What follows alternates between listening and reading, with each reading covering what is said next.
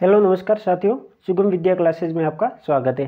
अपन पढ़ रहे थे प्रोनाउन, यानी जो अपने पार्ट्स ऑफ स्पीच स्टार्ट किया था उसकी आज 7वीं क्लास है और जो प्रोनाउन है उसकी आज 4थी क्लास है। तो यदि आपने पहले वाली क्लास अभी तक नहीं देखी है तो एक बार आप हमारे यूट्यूब चैनल पर विजिट करें और वहाँ से आप एक बार उन्हें ज़रूर देख लें। तो आज अपन आगे बढ़ेंगे। सबसे पहले यहाँ पर है हमारा टेलीग्राम चैनल।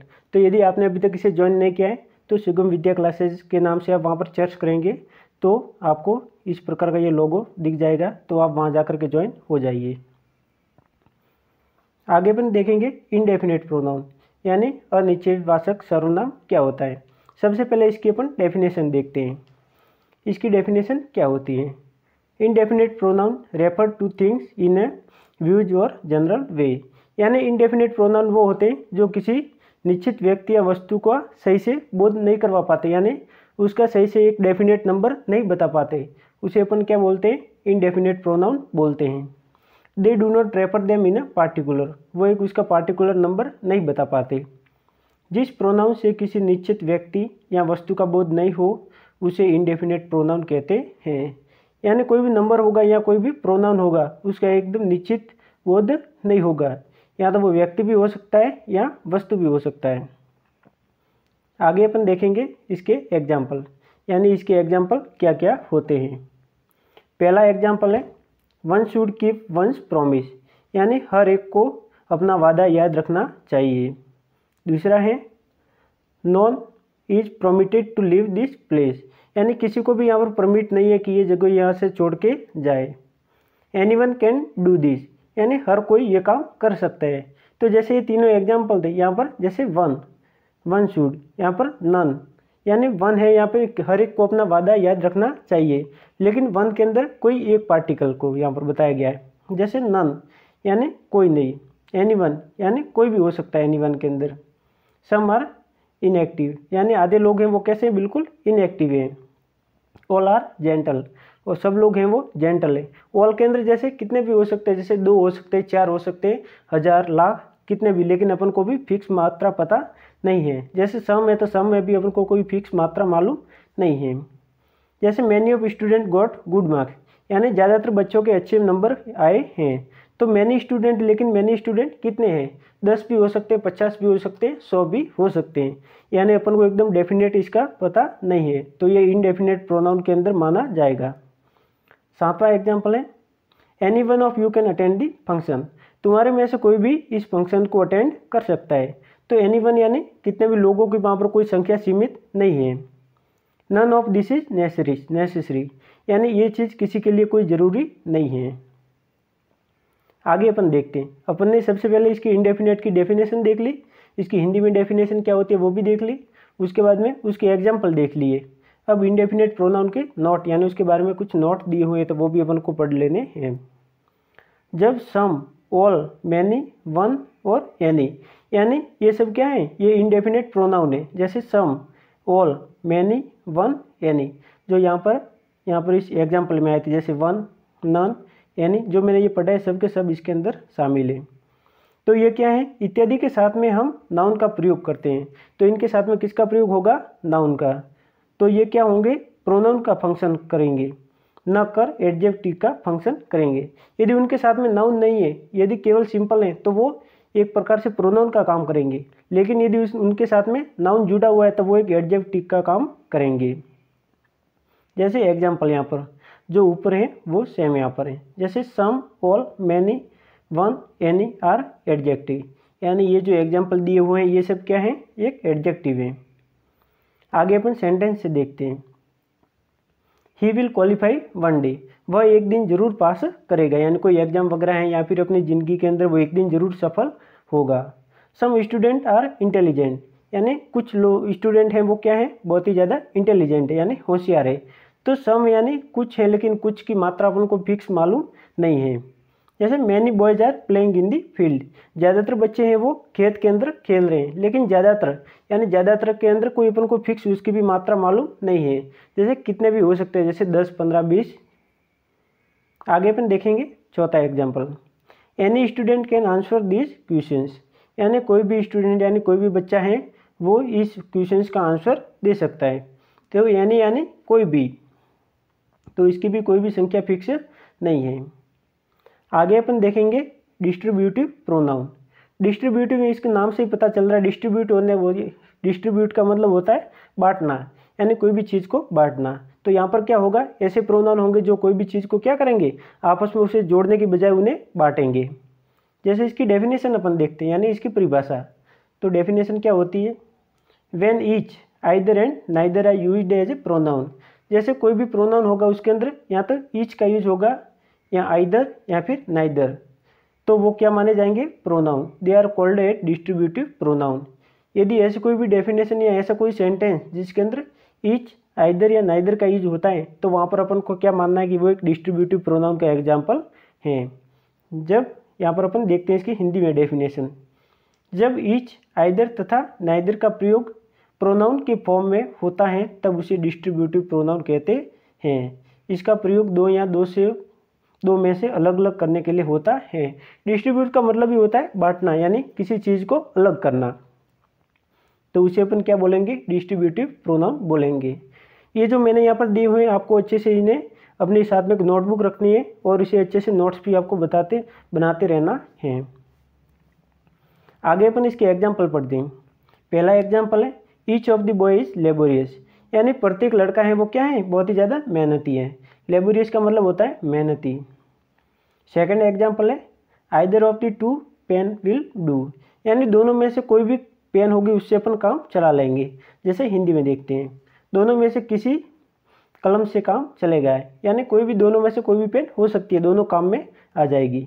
तो यहाँ पर जैसे पहले एग्जाम्पल में ईच और दूसरे में आइदर, ये दोनों क्या है, ये डिस्ट्रीब्यूटिव के एग्जाम्पल हैं।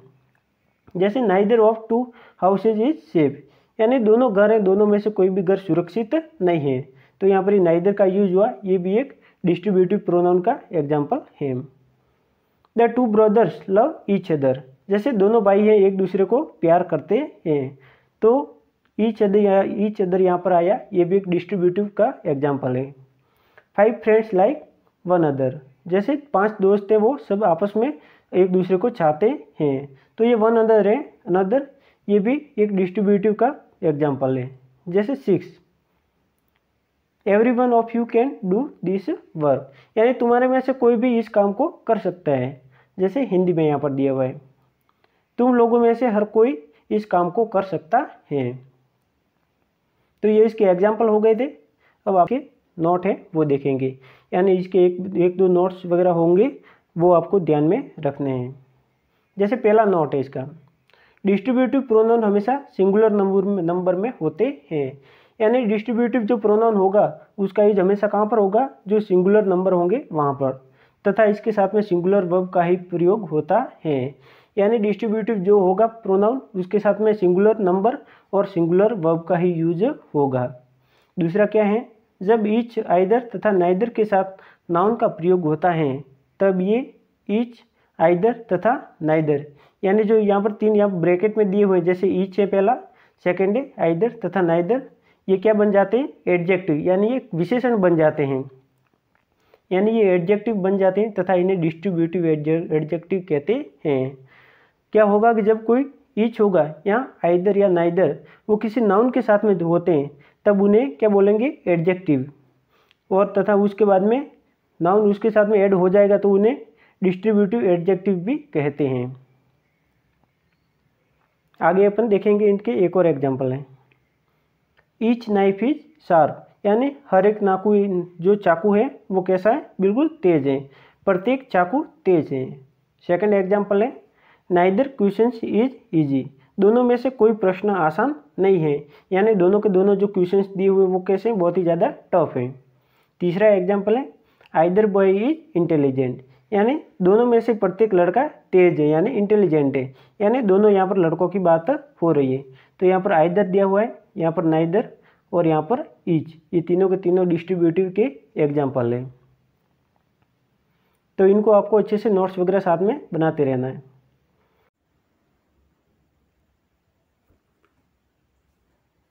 प्रोनाउन के अंदर ये अपन का 10वां टॉपिक है, ये सबसे लास्ट टाइप है।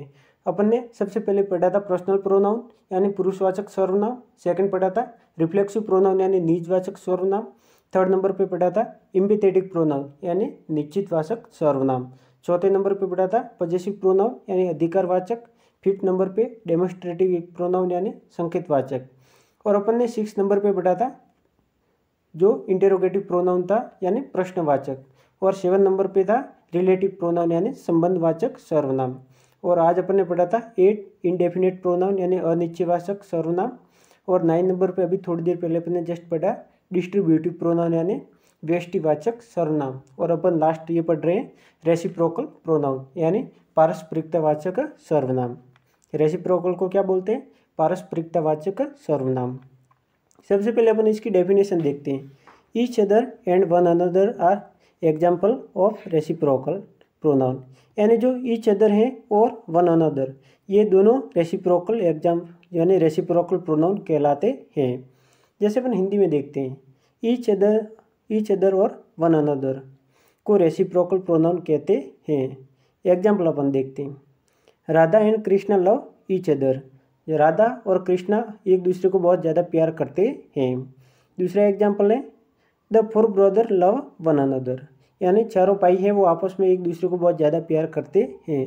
तो यहाँ पर जो राधा और कृष्णा वाला सेंटेंस है उसके अंदर जो ईच अदर है यानी एक दूसरे को ये जोड़ने का यानी एक दूसरे के लिए ये बता रहा है। और जो सेकंड सेंटेंस है the four brother love one another यानी चार भाई हैं वो एक दूसरे को बहुत ज़्यादा प्यार करते हैं। तो यहाँ पर वन अनदर है वो एग्जाम्पल किसका है? रेसिप्रोकल प्रोनाउन का है। आगे अपन इसके नोट देखते हैं यानी रेसिप्रोकल जो प्रोनाउन है इसका यूज कहाँ कहाँ होता है। तो सबसे पहले नोट फर्स्ट, सामान्यतः दो व्यक्तियों के लिए ईच अदर का प्रयोग होता है। जैसे कोई दो व्यक्ति होंगे तो उनके लिए क्या होगा? ईच अदर का प्रयोग होगा। और दो से अधिक होंगे तो उनके लिए क्या होगा? वन अनदर यानी दो के लिए ईच अदर और दो से ज़्यादा हैं तो वन अनदर। सेकंड एग्जाम्पल है, सेकंड इसका नोट है ईच अदर और वन अनदर का प्रयोग छोटे छोटे वाक्यों को जोड़ने के लिए भी होता है।